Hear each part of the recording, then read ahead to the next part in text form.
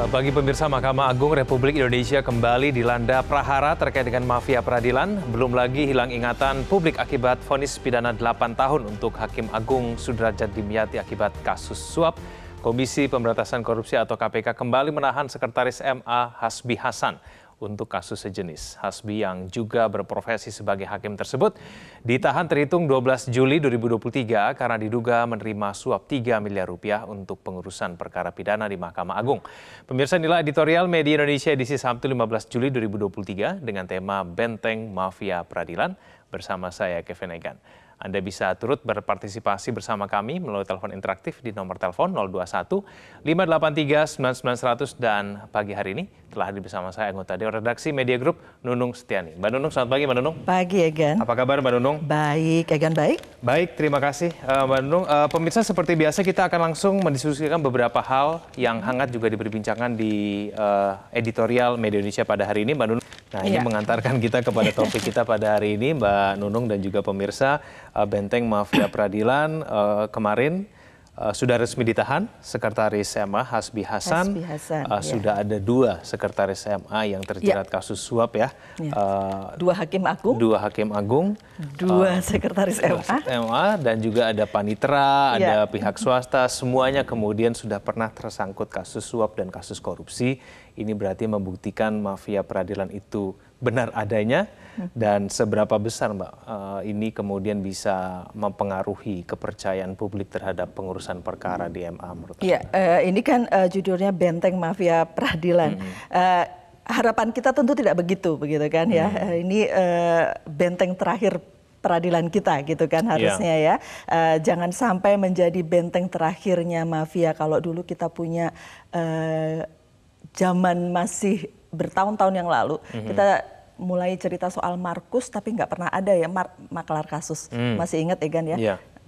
Atau belum tahu istilah itu? Iya, masih kan karena terlalu muda. Iya, zaman masih wartawan muda. Saya waktu itu maksudnya. Maklar kasus itu rame gitu, ada, tapi memang tidak pernah kemudian mencuat. Sampai kemudian muncullah kasus-kasus dari mulai, sebenarnya bukan cuma kasus Nur Hadi atau ini belakang kan ya. Sebelumnya itu ada kasus-kasus staf dari MA yang kena kasus. Dan kasusnya adalah penyuapan untuk perkara gitu. Jadi waktu itu kita bilang, bener kan ternyata ada maklar kasus, ada mafianya untuk peradilan dan itu bahaya buat kita. Dan yang penting sebenarnya adalah bagaimana kemudian cara pembenahannya gitu kan. Jangan sampai tingkat kepercayaan publik semakin turun kepada tidak hanya kepada aparat penegak hukum tapi juga peradilan. Gitu. Tapi memang upaya untuk melakukan reformasi di tubuh MA ini sudah berlangsung sebenarnya cukup lama ya. Mbak Nunung ya, mungkin memang diperlukan ada langkah revolusioner begitu ya, langkah terobosan begitu untuk kemudian melakukan pengawasan terhadap peradilan MA ini. Kalau kemarin itu ketika Hasan Hasbi ditahan, kemudian dimintakan komentar Ketua MA, jawabannya adalah kita serahkan saja pada hukum, bukan? Nah, sebenarnya saya terutama secara pribadi berharap bahwa tidak hanya begitu gitu kan. KY memeriksa secara etika gitu. Tidak hanya sampai di situ, harus ada langkah gitu kan. Nggak cukup ya Mbak situ ya. Karena menyerahkan kepada hukum ya pasti diserahkan kepada hukum, tidak mungkin tidak gitu. Tapi kemudian reformasinya itu yang kemudian ditunggu-tunggu ya. Baik Mbak Nunung, kita akan ikuti dulu paket informasi berikut ini. Pemirsa, inilah editorial Media Indonesia Benteng Mafia Peradilan.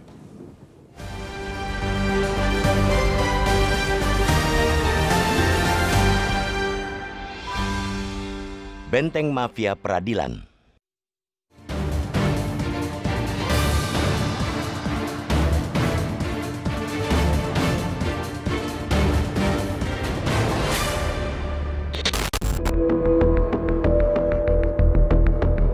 Mahkamah Agung Republik Indonesia kembali dilanda prahara terkait mafia peradilan.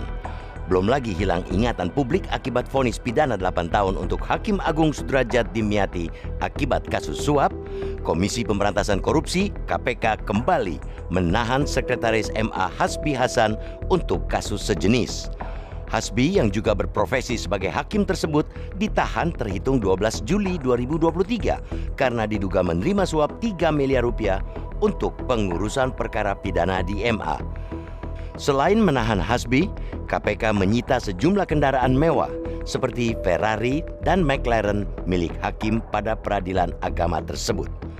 Kasus yang menyeret Hasbi ini merupakan pengembangan dari perkara suap di MA yang sebelumnya menjerat Hakim Agung nonaktif Sudrajat Dimyati dan Ghazalba Saleh. Penahanan Hasbi di samping Sudrajat dan Ghazalba semakin menunjukkan mendesaknya reformasi di tubuh MA, baik dalam hal rekrutmen maupun pengawasan perilaku Hakim Agung dan ASN di lembaga tersebut. Apalagi khusus untuk Hasbi, kasus korupsi yang kedua kalinya menimpa sekretaris MA dalam kurun waktu 3 tahun belakangan. Sebelumnya KPK juga mencokok mantan sekretaris MA Nur Hadi untuk kasus sejenis pada pertengahan 2020. Selama ini kinerja MA sudah sering mendapat banyak sorotan dan sinisme dari masyarakat. MA belakangan sering dikritik karena memvonis pidana ringan para pelaku korupsi yang berulang. Sebut saja korting hukuman terhadap mantan jaksa Pinangki Sirna Malasari dari 10 tahun menjadi 4 tahun pada tingkat kasasi. Atau Joko Chandra yang diganjar MA hukuman pidana 3,5 tahun dari sebelumnya 4,5 tahun. Data Trend Vonis Indonesia Corruption Watch atau ICW pada 2021 mencatat setidaknya ada 15 terpidana korupsi yang dikurangi hukumannya melalui upaya hukum luar biasa tersebut. Sejumlah aktivis masyarakat anti korupsi sebenarnya berulang kali mendesak agar institusi MA segera melakukan evaluasi secara menyeluruh untuk mengatasi problem mafia peradilan ini. Langkah pertama yaitu memastikan integritas hakim baik di MA maupun lembaga peradilan di bawahnya. Selain itu, MA bersama-sama dengan KPK dan Komisi Yudisial diminta berkoordinasi melakukan pemetaan untuk melihat potensi korupsi di lembaga pengadilan sehingga bisa dijadikan rujukan ketika membuat kebijakan terkait pengawasan. Kalangan masyarakat sipil juga meminta ada pengembangan perkara dan menindak seluruh pihak yang diduga terlibat di dalam perkaranya agar pemberantasan mafia peradilan bisa optimal. Bahkan perlu adanya sanksi berat kepada Hakim Agung yang menerima suap saat mengurangi hukuman koruptor. Sebab praktek culas ini sudah sangat mencederai MA dan upaya pemberantasan korupsi. Sayangnya, keinginan publik untuk mengawasi ketat lembaga MA agar bisa mengurangi praktek mafia peradilan ini seringkali seperti dianggap angin lalu. Para Hakim Agung dan juga ASN di lingkungan MA sepertinya tidak terlalu peduli dengan kritikan yang menimpa mereka. Mungkin ketidakpedulian ini tidak terlepas dari mental sebagai para aparat yang bekerja di MA. Baik Hakim Agung maupun ASN seringkali mengklaim sebagai wakil Tuhan di muka bumi. Hal ini terutama saat mengambil keputusan, para Hakim Agung mengatasnamakan Tuhan dan putusan bersifat final serta mengikat. Walaupun faktanya, para aparat negara ini digaji dari uang rakyat yang tentunya butuh pengawasan yang ketat terhadap kinerja mereka. Publik tentu tidak ingin kebobrokan di lembaga pengadil tertinggi ini terus berulang. Dibutuhkan langkah revolusioner dari seluruh pemangku kepentingan untuk mengakhiri berbagai praktik korup di benteng keadilan terakhir ini. Jika tidak ada tindakan luar biasa dalam membenahi institusi ini, maka hampir dipastikan publik tinggal menunggu dicokoknya sosok-sosok korup lain di lingkungan MA seperti yang menimpa Nur Hadi, Sudrajat, Ghazalba, dan Hasbi. Jangan sampai benteng keadilan menjadi benteng mafia peradilan. Capek deh.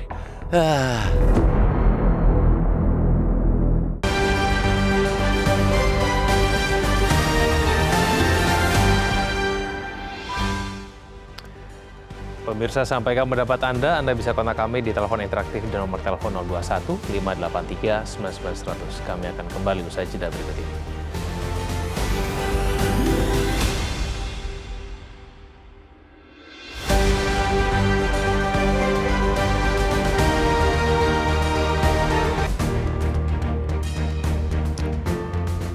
Untuk membahas tema editorial Media Indonesia pada hari ini, kami telah terhubung dengan peneliti ICW, Kurnia Ramadana, melalui sambungan telepon. Mas Kurnia, selamat pagi. Selamat pagi, Assalamualaikum. Waalaikumsalam, Mas Kurnia. Dengan ditahannya Sekretaris MA Hasbi Hasan, ini berarti sudah ada 2 Sekretaris MA yang terjerat kasus suap. Mas Kurnia, menurut Anda, apakah memang jabatan Sekretaris MA ini merupakan jabatan yang strategis, jabatan yang paling mungkin untuk melakukan pengaturan perkara di dalam tubuh MA, Mas Kurnia? Iya, tentu kalau kita melihat jabatan sebagai sekretaris, maka yang langsung terfikirkan oleh kita adalah persoalan administrasi kelembagaan. Namun memang 2 orang ini, satu Nur Hadi, kemudian yang kedua adalah Hasbi Hasan ini, itu yang justru melenceng. Mereka disinyalir bisa memasuki ruang-ruang yang harusnya bersifat independen, yaitu penanganan perkara. Karena kalau kita tarik sebenarnya kewenangan mereka sebenarnya tidak ada memungkinkan yang masuk pada proses persidangan, misalnya penentuan hakim dan juga bahkan mengatur putusan dan lain sebagainya. Karena itu sepenuhnya ranah dari kamar pengadilan. Maka dari itu fenomena ini harus ditindaklanjuti oleh Mahkamah Agung dengan benar-benar memastikan pejabat sekretaris Mahkamah Agung itu adalah pejabat yang hanya akan mengurus administrasi. Dan ini kan terlihat tidak ada perbaikan di Mahkamah Agung, rentang waktunya juga sebentar dari Nur Hadi ke Hasbi Hasan ini. Demikian. Tapi caranya Sekretaris MA untuk mempengaruhi hakim itu modusnya bagaimana, Mas Kurnia? Ya, kalau kita lihat dari kasus yang menimpa Nur Hadi kemarin, karena sudah ada putusan yang berkekuatan hukum tetap, mereka bisa secara langsung masuk dalam proses persidangan, mengatur hakim, sehingga putusan-putusan yang sudah diatur itu dapat menguntungkan orang-orang yang memberikan gratifikasi, memberikan suap kepada mereka. Dan itu sebenarnya modus-modus bukan sesuatu yang baru lagi, namun sayangnya tidak ada pagar yang bisa menghambat tindakan-tindakan korup mereka tersebut. Dan ini lagi-lagi mengurangi citra Mahkamah Agung di tengah masyarakat. Tadi yang seperti diputar di VT Metro TV, berdasarkan catatan ICW, vonis pengadilan tindak pidana korupsi yang berada di bawah naungan Mahkamah Agung kerap kali rendah kepada koruptor. Ditambah lagi dengan banyaknya pejabat-pejabat Mahkamah Agung yang bermental korup dan bertindak korup seperti yang saat ini sedang ditangani oleh Komisi Pemberantasan Korupsi. Demikian.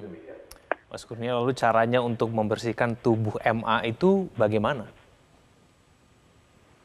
Ya, ada banyak cara ya. Misalnya yang pertama, bagaimana memastikan rekrutmen pejabat MA, rekrutmen hakim agung, itu mengedepankan satu integritas. Sehingga ke depan kalau mereka bersidang, publik dapat percaya terhadap yang bersangkutan. Kalau memang mengedepankan aspek integritas di samping aspek kompetensi dan lain sebagainya. Kemudian selama ini belum dilakukan rekrutmen seperti itu, Mas Kurnia? Iya, kalau selama ini kan klaimnya sudah dilakukan. Tapi kasus-kasus yang menimpa Mahkamah Agung kan membuktikan bahwa ada problem juga dalam aspek rekrutmen. Kemudian yang kedua dalam aspek pengawasan, bagaimana memperkuat badan pengawas dan juga bagaimana memastikan keaktifan dari Komisi Yudisial sebagai pengawas dari eksternal Mahkamah Agung. Dua hal itu kalau terus-menerus diperkuat, maka praktik-praktik culas yang dilakukan oleh pejabat dan hakim agung di Mahkamah Agung tentu dapat diminimalisir. Dan juga jangan lupa, selain Mahkamah Agung, kami juga mendesak agar Komisi Pemberantasan Korupsi tidak boleh berhenti pada orang-orang ini saja. Harus ditelusuri apakah ada hakim-hakim lain yang terlibat dalam kasus-kasus yang menimpa seperti Hakim Agung Ghazalba, Sudrajat, dan lain sebagainya.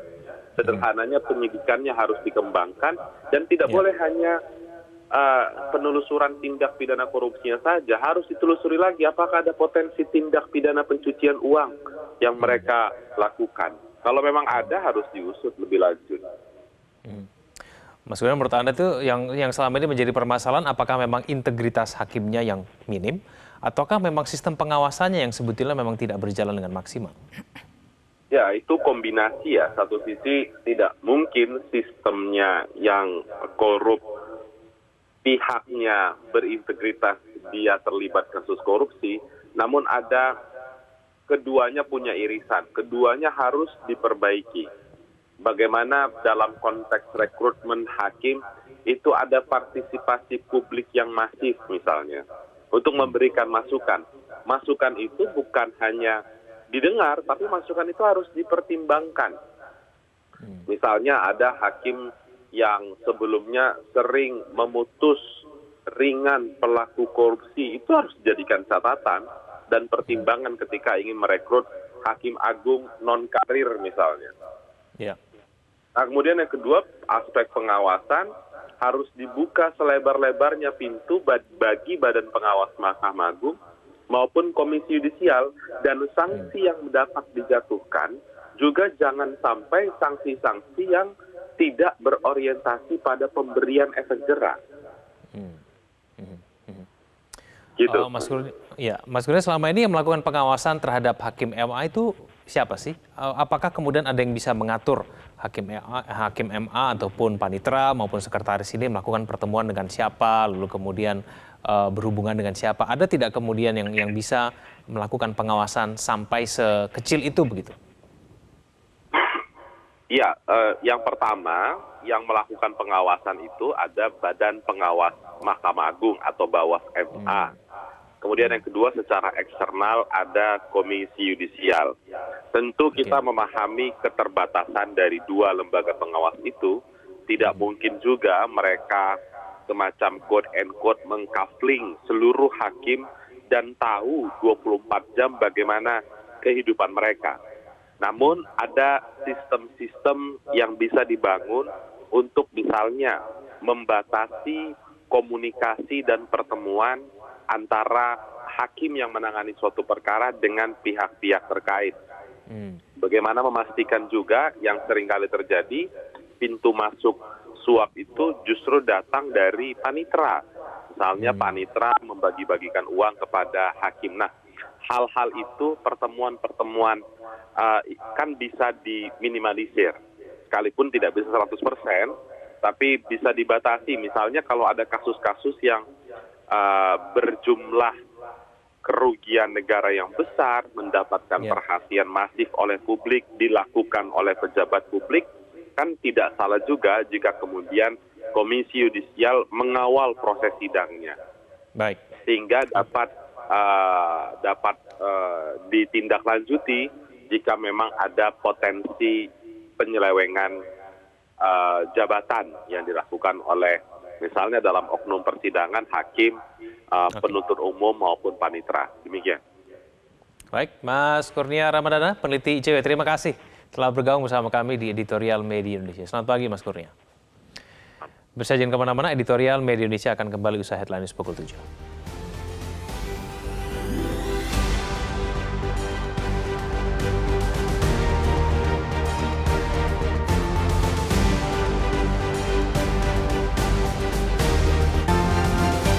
Media Indonesia mengajak Anda untuk mengakses fitur premium e-paper.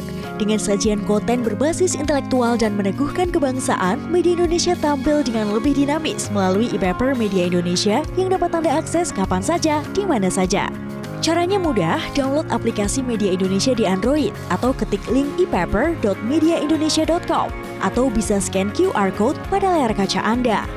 Klik tab e-paper di bagian samping layar tablet Anda, daftarkan data diri, serta pilih paket berlangganan e-paper Media Indonesia sesuai dengan kebutuhan Anda. Nikmati juga bonus spesial tambahan 4 halaman rubrik fokus setiap hari. Semua bisa Anda dapatkan hanya di e-paper Media Indonesia. Untuk informasi lebih lanjut, hubungi customer service di nomor 0811 1201 2018 atau kunjungi media sosial @media-indonesia. Media Indonesia, referensi bangsa. Kembali bersama kami di editorial Media Indonesia. Pemirsa, kita akan langsung menyapa penelpon kita pada pagi hari ini. Yang pertama ada Pak Yunus Luat dari Tanjung Selor. Pak Yunus, selamat pagi. Selamat pagi, salam sejahtera untuk seluruh warga NKRI tercinta. Ya, salam sehat Pak Yunus. Kami memberikan pendapat bahwa seyogyanya mereka ini saya sebut juga instansi Mahkamah Agung Republik Indonesia, oknum-oknum pejabat yang bekerja di sana, seyogyanya mereka harus menjadi benteng peradilan. Pelaksanaan peradilan. Janganlah mereka menjadi pemain yang tidak baik. Nah, saya mohon izin sekali, walaupun kami di pelosok Kalimantan Utara karena diminta pendapat, maka kami menyarankan demi baiknya Indonesia ini supaya segera dicari, direkrut baru. Dan sebagaimana biasa harus ada rekrutmen yang baru dan memang ada pernyataan khusus supaya betul-betul melaksanakan jabatan yang diberikan, bukan untuk mencari kekayaan. Siapa yang tidak mau kaya? Kan jelas sudah gaji sekian. Bisa kita hitung, tapi kalau ada hal-hal yang menyelinap masuk, menyuap dan lain sebagainya, kasihanlah Indonesia ini bagaimana kita bisa membangun dengan baik. Sementara, mohon maaf kalau saya bicara dari Kalimantan Utara, kami ini provinsi terbarulah untuk di wilayah utara perbatasan Malaysia. Ini perlu banyak membangun. Kalau bisa dana-dana yang dipakai menyuap apa segala itu supaya tidak dilaksanakan seperti itu lagi, dan dana harus membangun, khususnya mohon izin daerah kami karena kami ini adalah di batas Indonesia Malaysia. Kita mau Indonesia ini lebih bagus dan ada pembangunan IKN yang sangat membutuhkan anggaran, dan jangan main-main kalau sudah negara pemerintah Republik Indonesia menetapkan itu, mari kita sehati sepikir untuk membangun dengan baik. Jangan ada yang iri hati. Nah, untuk itu kalau ada kasus-kasus seperti itu, akhirnya membuat si koruptor akan lebih leluasa untuk berkorupsi. Karena bisa disuap orang penegak peradilannya.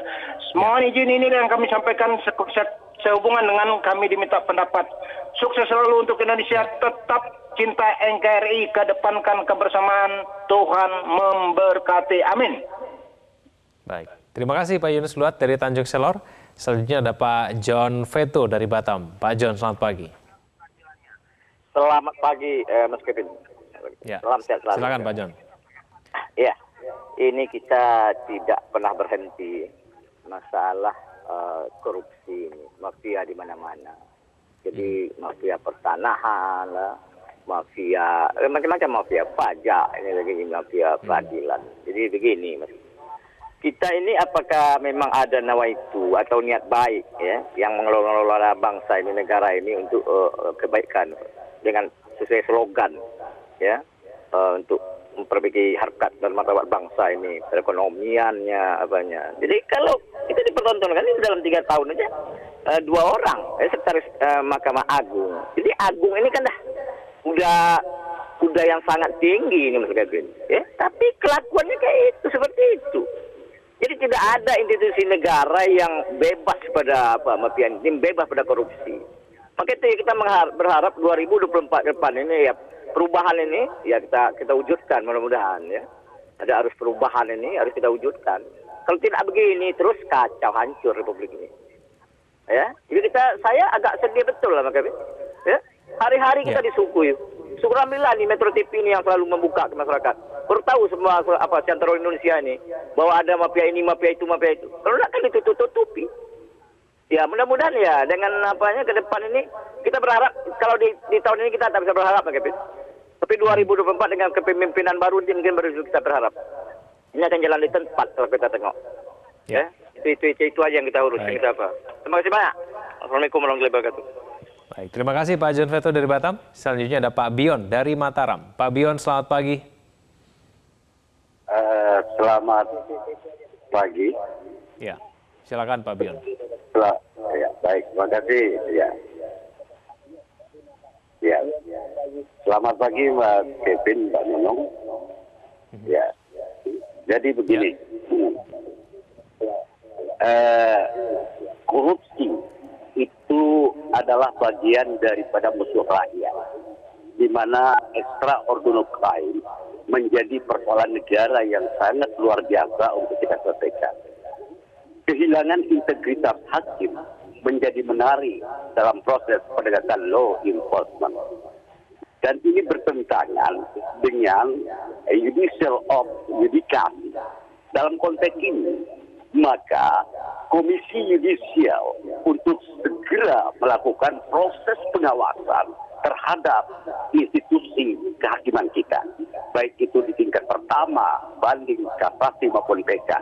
Kebetulan saya seorang lawyer, Kevin dan Mbak Nunung, jadi nggak ada lawyer yang berani ngomong seperti ini, hanya Bion dari Mataram yang berani ngomong seperti kata aktivis Mas Kevin.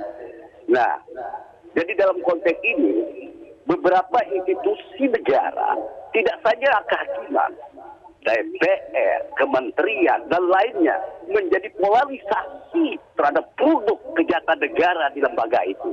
Maka, penegakan law enforcement menjadi menarik.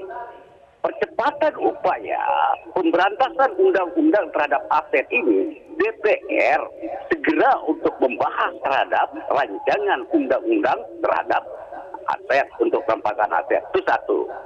Lalu yang kedua, Mas Kevin, Mbak Nunung, kenapa sih kita Indonesia ini kita melihat korupsi ini sudah menjadi budaya latah bagi anak bangsa?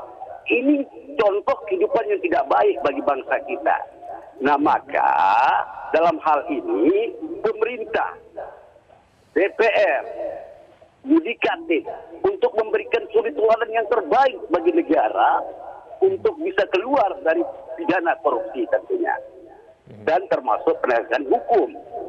Saya sedikit menarik dengan KPK. Selama ini KPK bekerja keras sudah untuk bagaimana melakukan OTT, tapi penegakan hukumnya yang lemah. Sekali lagi saya katakan penegakan hukum yang lemah, yaitu di sana kan di KUHAP diatur. Tapi selama ini saya hadapi sebagai seorang lawyer yang selalu bergelut tentang pidana korupsi, jaksa ini tidak pernah berani menuntut hukuman mati. Ini persoalannya. Mereka hanya menuntut 10, 15, 20 tahun. Yang terakhir, Mas Kevin, ini Panji Gumilang ini menarik ini sebenarnya. Pintu masuk untuk memberantas pidana penggelapan aset dan lainnya kepada seluruh pondok di Indonesia. Bang Mahfuz untuk segera tim yang dibentuk kemarin penegakan reformasi hukum itu untuk memberangus terhadap pondok-pondok yang ada di seluruh Indonesia. Ini banyak sekali terjadi penggelapan, penipuan dan sebagainya. Pak Bion dari Mataram, kami sudah menangkap poinnya. Mbak Nunung dari telepon kita pada pagi hari ini semuanya menyatakan kekecewaannya ya terhadap pengurusan perkara di MA. Kita pun kecewa. Kita juga kecewa, Mbak Nunung. Ada banyak mafia, tidak hanya mafia di peradilan, tapi udah banyak-banyak mafia-mafia lain yang juga menjadi pencermatan, mafia pajak, mafia tanah dan sebagainya. Perlu adanya peran dari institusi negara lainnya yang lebih punya peran yang lebih maksimal, supaya kemudian baik itu DPR maupun Komisi Yudisial. Ya, bagaimana Mbak Nunung? Kalau kita membaca ada survei dari LSI tahun ini juga yang dari 10 sampai 17 Februari lalu, itu tren kepercayaan terhadap lembaga yang paling tertinggi itu adalah tentara. Kemudian di paling bawah adalah partai politik. Oke. Kira-kira pengadilan ada di mana? Ada di nomor 3, bukan dari atas sih, dari bawah.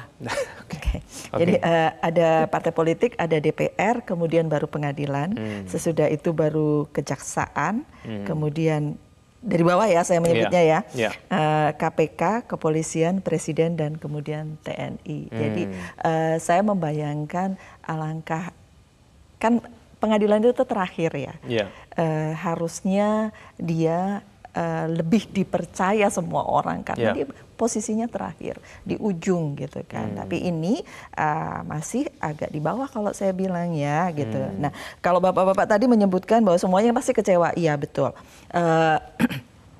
Pak Yunus Ruat menyebutkan bahwa perlu rekrutmen orang dengan integritas yang baik kalau kita sebut begitu ya.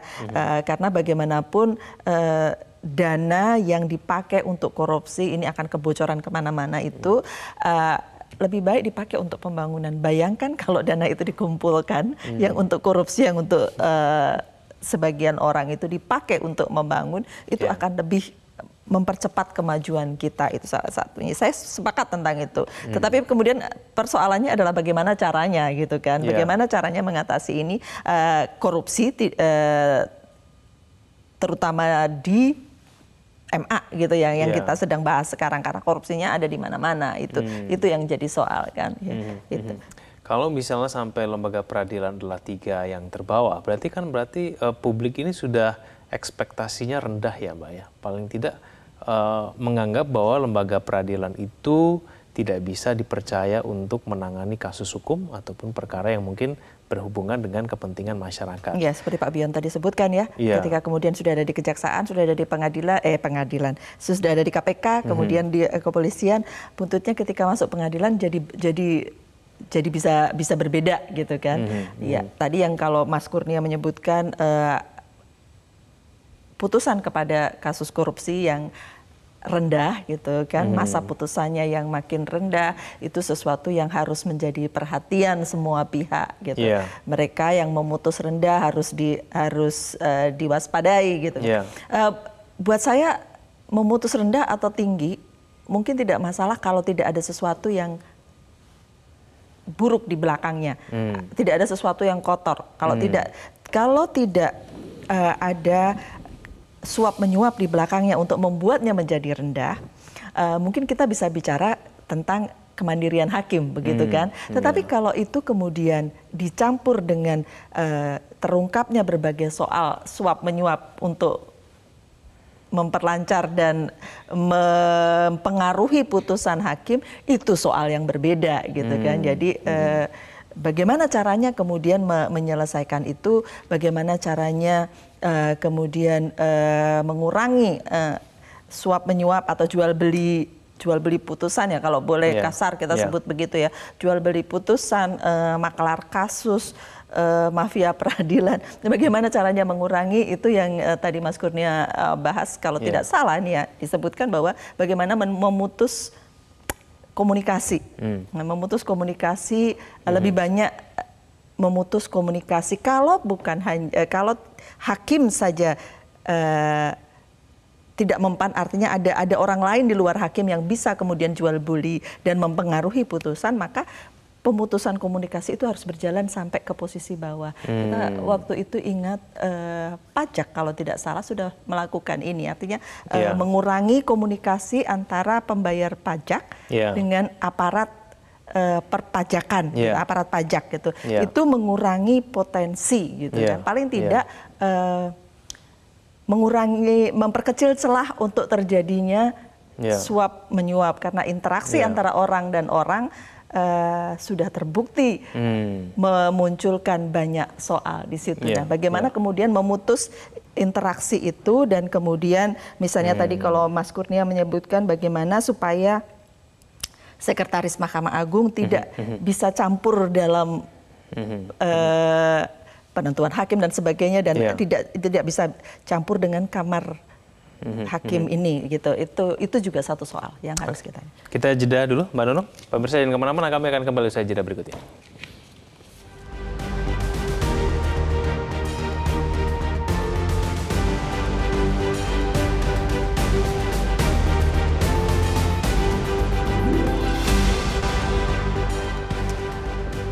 Baik, bersama kami di editorial Media Indonesia.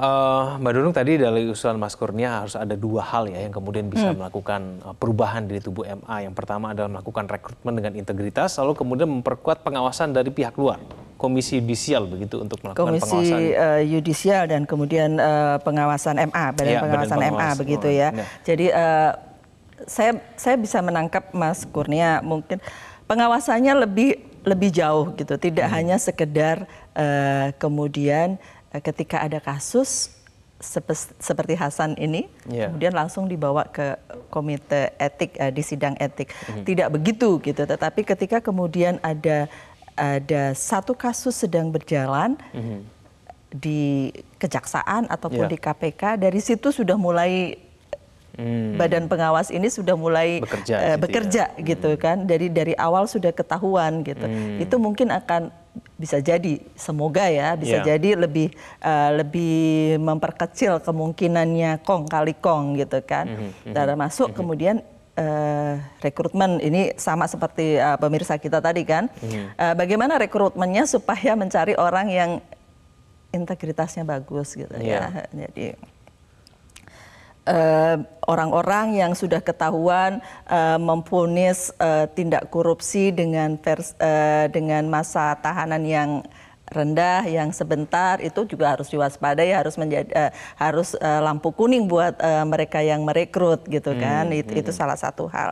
Mereka ya betul sih, integritas satu hal, dan kemudian bagaimana menutup kemungkinan komunikasi tadi yang juga disebutkan Mas Kurnia, dan kemudian juga sistem pengawasan yang lebih dalam gitu ya, lebih kuat gitu.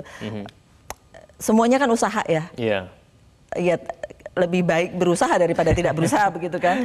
Kalau tidak berusaha akan makin menjadi-jadi. Tapi ini usaha. Bagaimanapun mungkin kita tidak akan 100% menjadikannya nol dalam tempo singkat gitu ya Egan ya. Tetapi memperkecil peluang itu akan memperkecil juga kemungkinan kong kali kong gitu. Itu bayangannya secara teoritis begitu. Iya.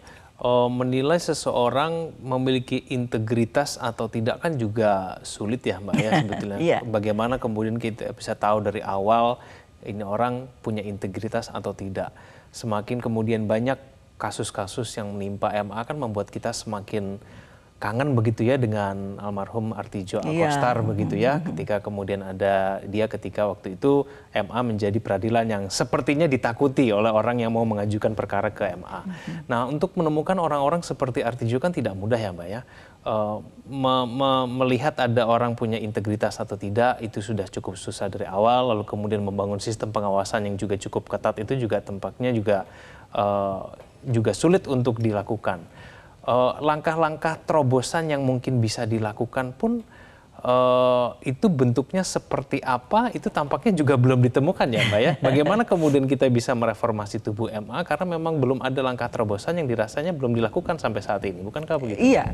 Iya, tadi saya sebut ketika dia sampaikan soal Hasan Hasbi begitu ya namanya, disebutkan bahwa serahkan pada hukum, sudah pasti sedang diproses hukum sekarang gitu kan. Nah, yang harus dilakukan adalah bagaimana kemudian diminta kepada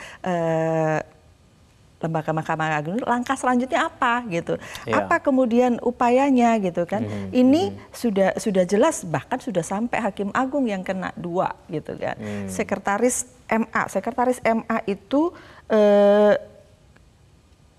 posisinya juga untuk membina hakim-hakim, dan itu bisa bahaya gitu kalau kemudian tempat yang untuk membina saja kemudian kena, itu kan bahaya. Salah satu yang kemudian saya sebut tentang ada statement dari Pak Alexander Marwata ini ya, bahwa salah satu hal yang kemudian mungkin bisa juga mengurangi peluang adalah meletakkan orang di posisi di satu jabatan itu tidak terlalu lama, harus segera dipindah gitu. Kalau sekretaris MA jangan lama-lama, harus segera pindah. Orang yang mengadili A itu juga harus segera pindah.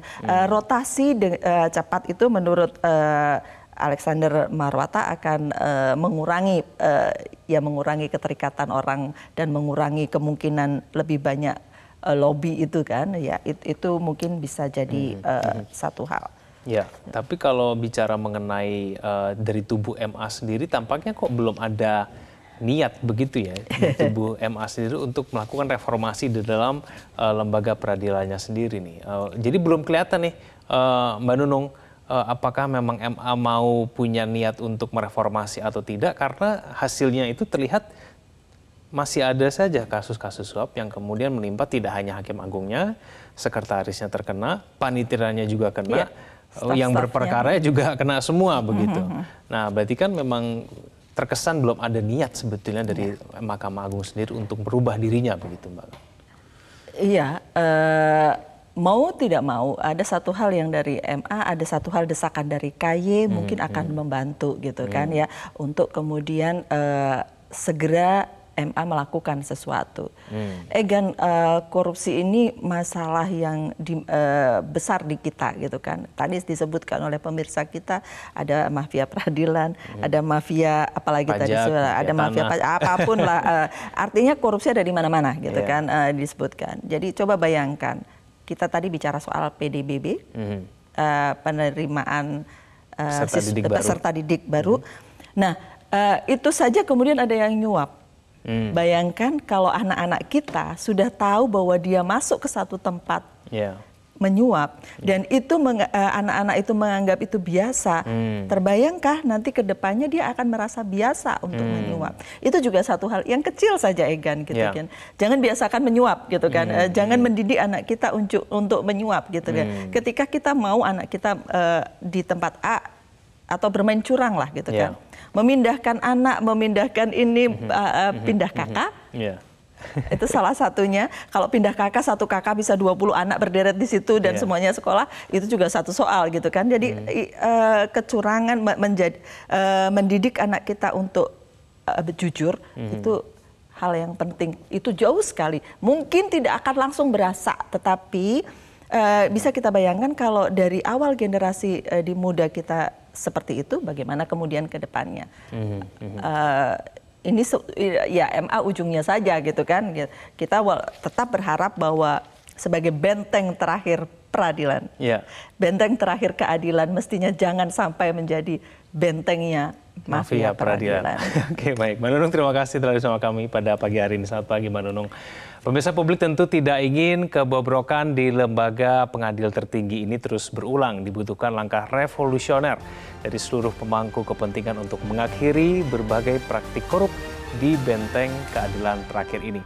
Jika tidak ada tindakan luar biasa dalam membenahi institusi ini, hampir dipastikan publik tinggal menunggu dicokoknya sosok-sosok korup lain di lingkungan MA, seperti yang menimpa Nur Hadi, Sudrajat, Gazalba, dan Hasbi. Jangan sampai benteng keadilan menjadi benteng mafia peradilan. Terima kasih pemirsa, Anda telah menyaksikan editorial Media Indonesia. Selamat pagi.